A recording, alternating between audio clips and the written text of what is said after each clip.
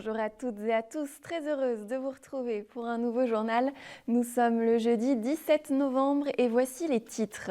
Une prise d'otage fictive était organisée à Albertville ce mercredi. Il s'agissait d'un exercice pour préparer les forces d'intervention à ce genre de situation.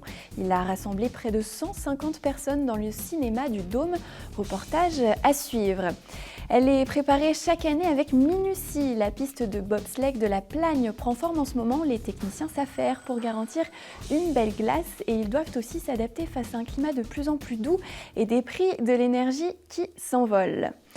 Mais avant de développer ces titres, les habitants de Rumilly boivent désormais l'eau du Grand Annecy. Le réseau d'eau de la commune a été raccordé à celui de l'agglomération suite à une contamination. Des traces de produits chimiques ont en effet été détectées sur 2 captages.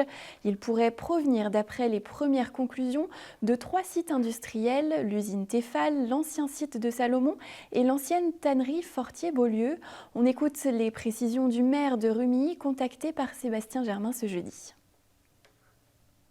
Nous avons effectivement appris que cette eau-là était susceptible de présence de perfluorés. Donc à partir de là, nous avons conduit une cellule de crise avec l'ensemble des partenaires à connaître de ces solutions-là et nous avons cherché des solutions effectivement pour soit baisser le niveau de ces perfluorés, soit trouver d'autres solutions pour les neutraliser complètement. Et là, on doit effectivement remercier vraiment grandement toute la structure du Grand Annecy, le SIDA, Pierre Bruyère et Frédéric Lardet, qui ont répondu immédiatement en disant si vous avez besoin d'eau supplémentaire pour alimenter Rumilly, et c'est bien de Rumilly dont il s'agit. Ce n'est pas l'ensemble de la communauté de communes, il s'agit effectivement des habitants de Rumilly. Donc nous avons abandonné la solution de dilution parce que nous ne voulions plus de présence de perfluorés. Nous avons neutralisé ces 2 nappes, la nappe de Madrid et la nappe de la Rizière, pour passer sur une alimentation complètement sécure, avec notamment une alimentation extrêmement importante du Grand Annecy. On peut le dire effectivement aujourd'hui, contrairement à peut-être les rumeurs qui ont transparu ces derniers jours, l'eau qui coule aujourd'hui dans le réseau de Rumilly et qui coule au robinet des habitants de Rumilly est totalement sécure. Il n'y a aucune limitation possible particulière. Nous sommes déjà depuis 3 semaines en train de travailler sur les solutions intermédiaires. Cette solution va nous permettre effectivement de faire perdurer ce système-là et cette sécurité pendant 3 ou 4 semaines. Et nous travaillons déjà au process suivant. Le process suivant, il est effectivement tout simple. Il est de traiter les eaux de ces 2 nappes phréatiques. Des exercices de sécurité sont obligatoires afin de former et de préparer les forces d'intervention et de secours aux divers risques encourus sur le territoire français. C'était le cas ce mercredi à Albertville où pas moins de 150 intervenants se sont prêtés au jeu. Un entraînement en grandeur nature qui a simulé une prise d'otage dans la cité olympique savoyarde et Emmanuel Jaude était sur place. Il est 9h30 ce mercredi matin. Au cœur du centre culturel du Dôme Théâtre d'Albertville, une prise d'otage vient de débuter. S'il s'agit là d'un exercice, pour les forces d'intervention et de secours, c'est avant tout un test grandeur nature afin de contrôler les chaînes d'alerte et de commandement. Déjà organisé ces dernières années à l'aéroport du Bourget, à la gare de Bourg-Saint-Maurice ou à l'entrée du tunnel du Fréjus, ce genre de simulation, obligatoire et mise en place par le ministère de l'Intérieur, permet donc à de nombreux services d'apprendre à collaborer sans que de réelle vie ne soit en jeu.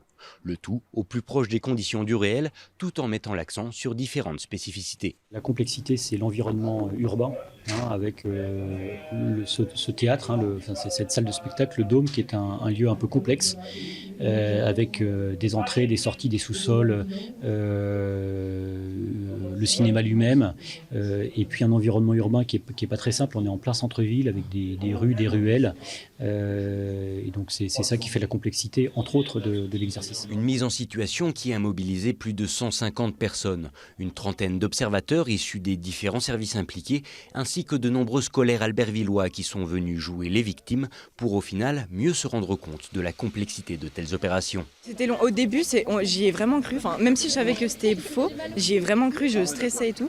Et par contre, après, on s'est rendu compte que c'était super long et que si c'était réel, c'était vraiment super long. Vraiment. L'arrivée des secours. Mais on s'en rend pas vraiment compte, c'est plus un jeu pour nous là, mais oui. Je pense que si ça arrive, on ne prendrait pas comme ça. Si les gendarmes, policiers et autres sapeurs-pompiers ont été, comme à leur habitude, placés en première ligne, l'opération a également permis de tester la réactivité de plus d'une quinzaine de services, allant de la Croix-Rouge jusqu'au parquet d'Albertville, dont le rôle peut aussi s'avérer crucial pour déterminer si le ou les auteurs de l'attentat préparaient d'autres actions similaires, voire simultanées. L'enquête va commencer très vite. Et c'est ça qui est compliqué parce que l'enquête doit commencer à la fois vite et ne pas gêner les moyens de secours. Donc c'est vraiment toute la subtilité, si je puis dire. Donc on a à la fois besoin de commencer l'enquête, de recueillir des éléments et de prévenir quand même éventuellement déjà un surattentat, s'assurer que on n'a pas dans les personnes qui sont éventuellement interpellées des gens qui pourraient nous donner des informations à côté desquelles nous passerions. Au terme des 3 heures d'intervention, si les premiers bilans semblent d'ores et déjà positifs, il faudra tout de même attendre plusieurs semaines ou mois avant de connaître les conclusions complètes des observateurs. Des comptes rendus qui devraient permettre d'améliorer la réactivité et les procédures des différentes structures amenées à intervenir sur ce genre de scénario. Le Grand Annecy a mis en place il y a un an un pacte pour le climat comprenant des mesures en matière d'économie d'énergie et il a récemment lancé une grande consultation avec notamment un questionnaire à destination des citoyens. Cette enquête de grande ampleur doit permettre de recueillir les impressions et les questions des habitants sur ce pacte. Une opération a été organisée ce mercredi dans le centre commercial Courrier pour encourager les passants à donner leur avis. Pierre Boucaud et Xavier Bouquet ont rencontré sur place des élus et des consultateurs bénévoles. Je vous propose de les écouter. Il est très important effectivement que les habitants puissent dire ce qu'ils veulent prioriser, ce qu'ils veulent hiérarchiser, ce qui semble inutile pour eux, et qu'on ait véritablement l'avis de tout le monde, c'est-à-dire tous les âges, les jeunes, les vieux, ceux qui sont pour, ceux qui sont contre, ceux qui s'en fichent, que tout le monde véritablement puisse s'exprimer sur le sujet. Et nous, on est là pour ça, parce que on est des citoyens comme les autres, et que si on ne s'aide pas soi-même, il n'y a personne qui le fera pour nous. Ce qui remonte déjà, c'est le nombre. Je suis impressionné. Moi, j'avais misé 2000 réponses, on va arriver à plus de 3000 et donc ça c'est un franc succès. Tous ces questionnaires seront analysés par des gens indépendants et ils vont nous ressortir évidemment que vous imaginez que la mobilité est un sujet ô combien important. L'environnement évidemment en général est un sujet qui préoccupe nos grands Annéciens. Les réponses que vont nous donner et nous apportent les grands Annéciens vont nous permettre déjà de faire un point de situation sur nos politiques publiques. Est-ce qu'elles ont été bien perçues? Et puis ensuite, au regard des comportements et des usages des grands Annéciens, comment il faut les modifier ou les amplifier pour qu'on arrive enfin à approcher de la neutralité carbone qui s'impose à nous à l'horizon 2050. Et j'ajoute que les grands Annéciens ont jusqu'au 20 novembre pour remplir ce questionnaire qui est aussi accessible en ligne. Une synthèse sera présentée le 6 décembre prochain. Direction La Plagne à présent. Elle fait la renommée de la station depuis 30 ans. Chaque automne, l'unique piste de bobsleigh en France est préparée soigneusement par un personnel qualifié et passionné. Lucas Ruche a rencontré ces équipes qui mettent en glace l'infrastructure et qui doivent s'adapter aux enjeux actuels. Regardez. Chaque automne à La Plagne, c'est le même rituel, les mêmes gestes, le même savoir-faire. Durant 28 jours, 22 personnes sont chargées de mettre en glace les 1800 mètres et 19 virages de la piste olympique de bobsleigh. Initialement bétonnée, la piste est d'abord aspergée d'eau tout en étant continuellement refroidie par des tuyaux internes. Une fois glacée, la piste est ensuite façonnée au millimètre près grâce à l'expertise des employés. Moi j'ai une formation Beaux-Arts. C'est l'artisanat plus. C'est un métier, c'est tout fait à la main. C'est tout fait. Puis là, pendant que nous on fait ça, il y a des équipes qui arrosent dans des virages pour faire de la glace aussi. Et puis, donc ouais, c'est vrai, c'est de l'artisanat, c'est vraiment un métier à part. S'il y a 20 ans, la piste était déjà préparée pour le mois d'octobre, la date d'ouverture est cette année prévue pour le 10 décembre prochain. Avec l'actuelle crise énergétique, des décisions ont en effet dû être prises pour limiter les coûts. Historiquement, on mettait l'ensemble du dispositif, l'ensemble de la piste en froid et on produisait la glace sur l'ensemble de la piste. Là, on a changé de stratégie en segmentant la piste en différents secteurs suivant la charge de travail nécessaire. Donc on a une première partie entre le virage 11 et le virage 16 qui sont mis en glace dans un premier temps. Ensuite, à partir d'aujourd'hui, on va partir sur un deuxième segment entre le virage 6 et le virage 11 pour terminer sur les deux parties extrêmes qui sont beaucoup plus faciles et qui nécessitent moins de temps de mise en glace. Donc le départ jusqu'au virage 5 et la partie finale pour finaliser la mise en glace de la piste. Hormis les entraînements sportifs, la piste de bobsleigh de la Plagne attend cet hiver plus de 13 000 touristes. Pour amortir la hausse des coûts énergétiques, les prix des descentes proposées au grand public augmenteront donc d'environ 8% par rapport à l'année passée.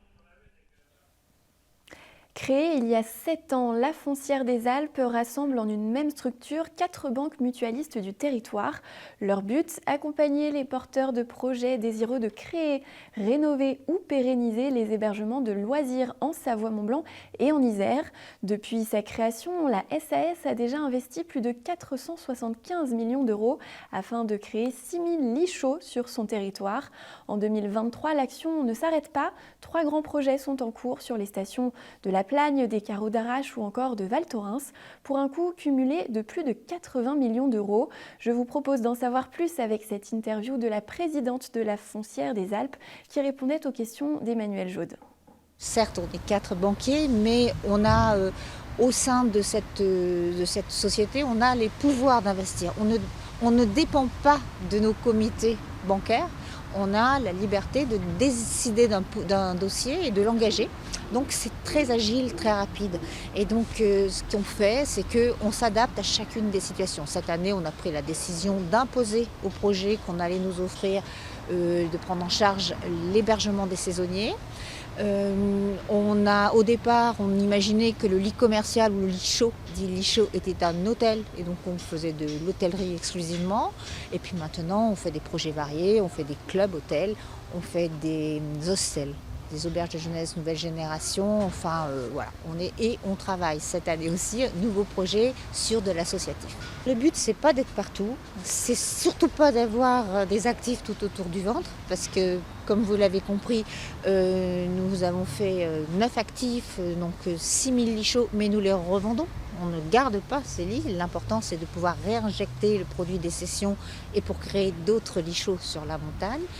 Et effectivement, c'est raisonné, c'est diversifié, parce qu'on vient de parler de Mama Shelter et de Val Thorens, mais on a parlé de Montalplane, Montalbert à 1300, les Carreaux, on est à 1200, c'est pouvoir ouvrir la montagne un peu et y offrir une attractivité tout public. Et c'est la fin de cette édition. Juste après la météo de Thierry Paulme, vous retrouvez Sébastien Germain pour l'aparté de la rédac pour parler ce soir de la quinzaine du cinéma italien de Chambéry. Je vous retrouve demain, même heure, même endroit pour un nouveau JT. Belle soirée sur 8 Mont Blanc.